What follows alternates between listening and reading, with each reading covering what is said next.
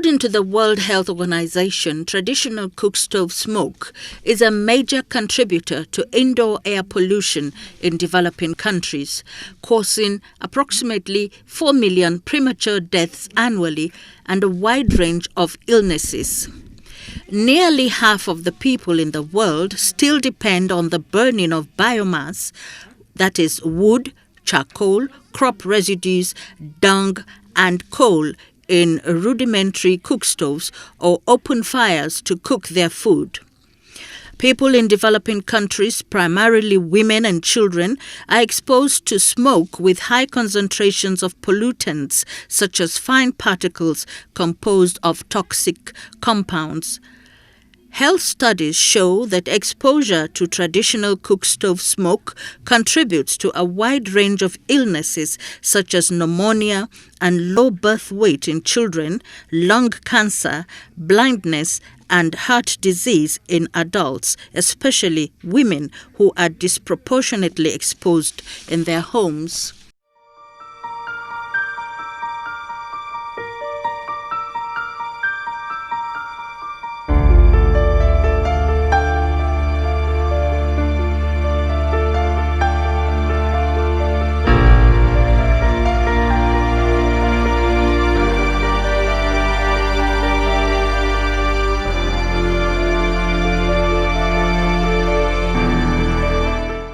Improved cookstoves offer cleaner, safer alternatives to cooking over fires, like LPG, biogas, and improved wood stoves.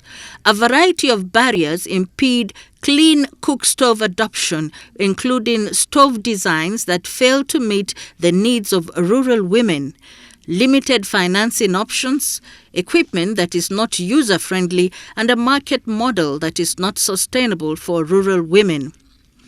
However, some non-governmental organizations are working hard to preserve the environment, enhance people's health, as well as improve their access to clean stoves. The RUES initiative aims to mitigate the impacts of global warming by reducing atmospheric concentrations of black carbon, methane, and ozone. The initiative will replace the highly polluting traditional cookstoves in rural areas with clean cooking technologies.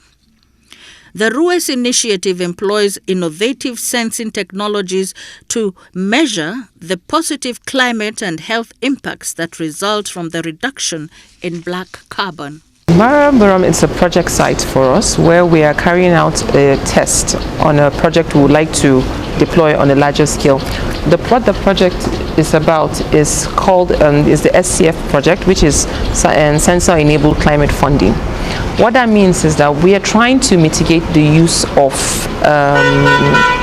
carbon fossil fuels for cooking, firewood, kerosene, because of the harmful effect to the environment and also the harmful effect to the women in terms of their health.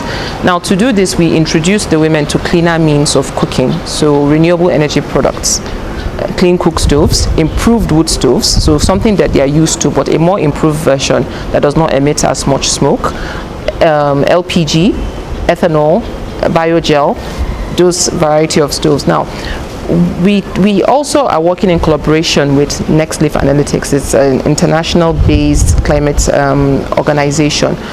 They are the ones that introduced us to the sensor-enabled climate funding. What it means is that we use a sensor to track usage of the stove, how well the women use it, and based on their usage, they get what we call climate funding, which is money that comes to them to motivate them to use the stoves. US is interested in pushing for renewable energy at the grassroots. And so we felt in order to complement what US is currently doing, it is important for us to introduce sensor and data and then pilot our model that we've actually successfully piloted in India. And the model is that we want to do systematic scale up. And systematic scale up means from 10 to 100, from 100 to 1,000, from 1,000 to 10,000. So for now, at that level of 10 and 100, we will not do health impact. Although we know that we are trying to reduce black carbon at the household level, but we will not be able to do health impact analysis until we get to 10,000. We need to be sure that households like the stove and they're going to use the stove. Why we're doing this as a test is that we need to know the adaptability of the stoves to the women, how well they adapt to it, how well they like using it, the affordability of the stoves to the women, and the sustainability, which is why we started with a pilot in Maramaburam using 50 women divided into 10 groups each, and each of the 10 groups gets 10 different stoves, 5 different stoves. The cook stove sector is really old. It's about 40 years old. And there are a lot of innovations and solutions around clean cooking everywhere around the world. But what we've noticed is that there's never been sustained adoption. What that means is, we want a situation whereby women will be able to buy the stoves by themselves and then use the fuel by themselves without organizations buying it for them at the end of the day, because that's not sustainable. We can buy for up to about 4 billion people that are using traditional cook stove across the world. So that is why we need to look at first answer the question of why are people not adopting the stove, and then if they don't adopt, so can we have a stove that will be adopted at the end of the day? That is why it is important for us to then answer that question with accurate data. This is Burum, a cluster of villages on the outskirts of the Federal Capital Territory, Abuja.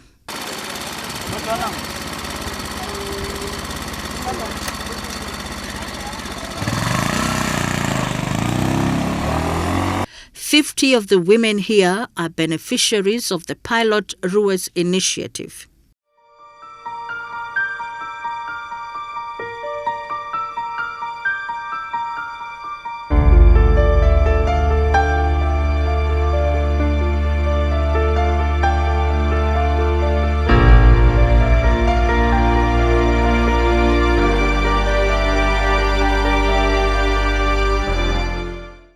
One of the stoves is an improved wood stove, which is it uses firewood, but it's an improved version that emits less smoke. It's called the BioLite stove.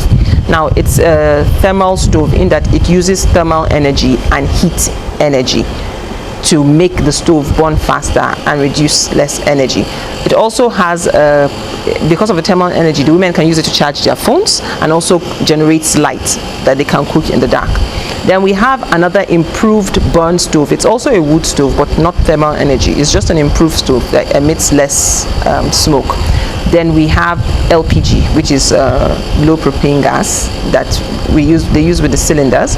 We have an ethanol stove, which uses ethanol as a fuel for cooking, and a biogel fuel that uses green biogel. Now, we divided the women into groups to understand how well these stoves is suitable for the way they cook, and then the affordability of these stoves to the women.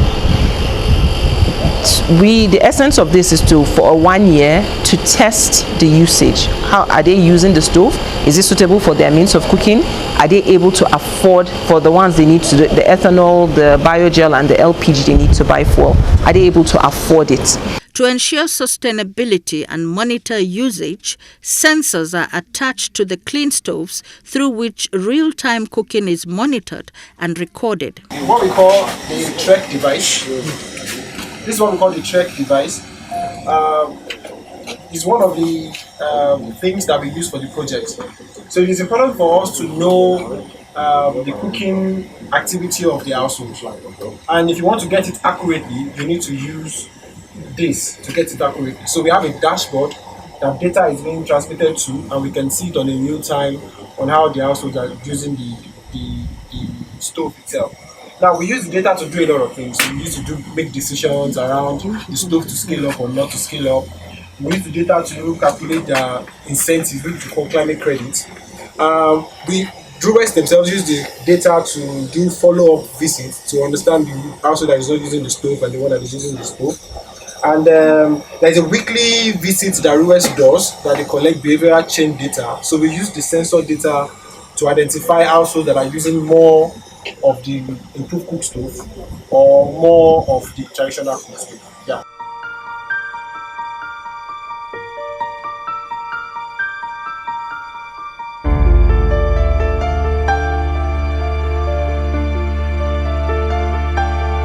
this cord that is dangling here, this is the probe that we use to connect the sensor that sends data to the dashboard.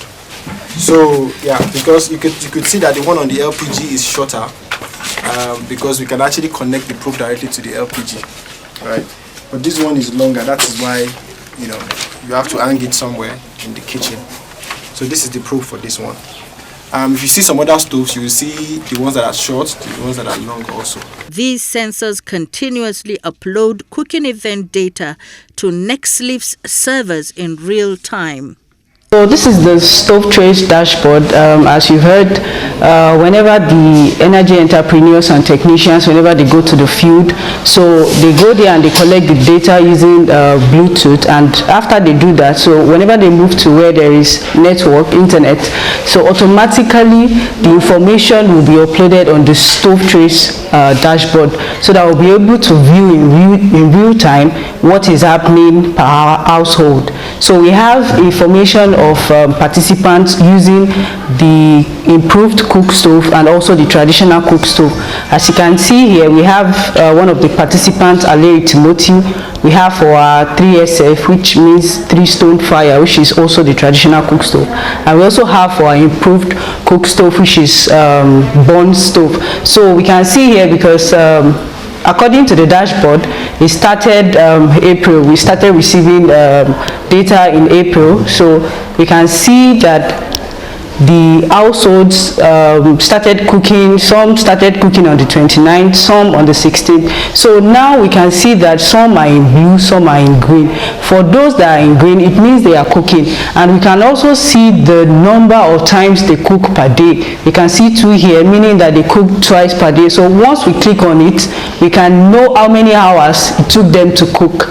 So this is the summary of what happened during that day, like their cooking course and cooking duration. So once we can see that, we can know that, oh, this woman is actually loving her stove, and she has migrated from the traditional cook stove to the improved cook stove. And also, we also have another Google tracking sheet whereby we collect the cooking experience of each woman, so that we can know if they really like the stove. And some of them, they claim to like the stove, but at the end of the day, they have something they don't really like about the stove. So we try to collect their information to know how we can improve on the stove, and how we can encourage them to use it. How are the rural women embracing the new technologies introduced to them? We have ST5. ST5 is like the older version of what we currently use. So the ST5 uses internet to transmit data on a real-time basis.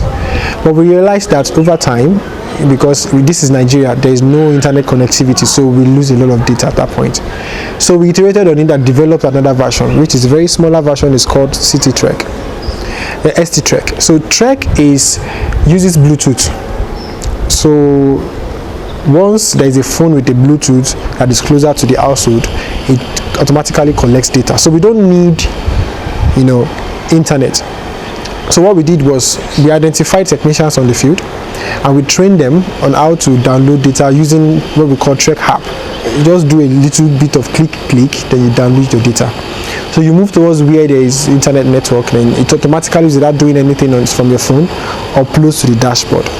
So we bought them an Android phone, and then we train them on how to download the devices. So it's always been smooth. We get data almost on a daily basis from the household, and we can sit down in our office and see the dashboard and see the way the data is going. Here is one of the technicians that helps to upload data as well as troubleshoot when the women encounter challenges with their clean stoves. He is used to go for the downloading and uploading the data after two days in the community. Sometimes they find it very difficult to them to go. We assist them. I assist them sometimes when they are not around to go and download or to upload for them. In terms of troubleshooting, if there is problem in maybe sensor issue or how to upload the data, sometimes they need our assistance. I used to go to them and tell them how to do. Sometimes I help them to upload it. I lose the sometimes probe issue. Probe used to be having issue, so they find it very difficult to rectify the problem of the probes. They meet us as a technician. I used to go to them and check all the troubleshooting and do it for them. And when I'm through, we used to call down there in the office to ask so that they can be able to check the dashboard to see if there's any other problem. They used to send us back the message and go to it. So in this very organization, we work together with the EAS, but what we only do for them is to assist them where they are not clear or other things, to favor them and do the work together. Some of the rural women have also been trained as what is called energy entrepreneurs. Ni ne entrepreneur. Muke zagawa gidaje. Kowane sati muna zuwa so biyu. Muna duba inda abin da damuwa yake cikin wannan stop da an bamu. Inda kowane damuwa za mu gyara. In yafi karfin mu kuma akwai na gaban mu, shi kuma sai mu je mu yi mai magana sai zai duba mana. Ina je na duba mata is da suna aiki da wannan stop da aka kawo mana. So sai mu je duba menene damuwarsu, in suna aiki daidai ko stop yana yin daidai ko yana da damuwa, duk abin da yake ciki san